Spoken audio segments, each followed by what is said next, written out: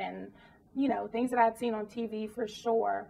But, you know, never having to experience being singled out or followed in a store or, you know, being pigeonholed because I'm a loud teenager. It wasn't because I was a loud Black teenager, just because I was being loud in a store. I mean, it was a totally different scenario for me where, you know, I worked as hard as I could from junior high school through the end of high school because I knew that there were full scholarships out there. And I said, you know, if I want to make it, I have to get a full scholarship because education and paying for it is on me and it's expensive. So I worked as hard as I could, did end up getting full scholarship to undergrad, got a full fellowship to grad school. I mean, I left, you know, $200,000 worth of education with money in my pocket rather than owing anything. I didn't pay 1 cent for my education.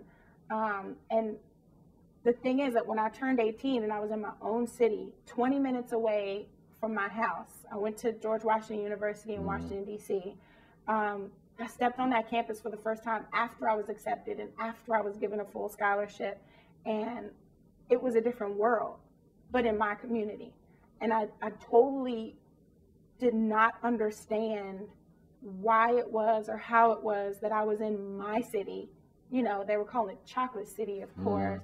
And I was the only Black person in this class or the only Black person on my floor in a dorm, you know, things like that. Like I couldn't fathom why that was because I saw so many people of color, you know, outside of this community. But then it was like I crossed an avenue, and all of a sudden seeing affluent, smart, you know, a myriad of African Americans, because maybe they didn't all live in my neighborhood, but, you know, I certainly saw them and knew that there were, you know, city was run by Black folk, as my grandmother would say.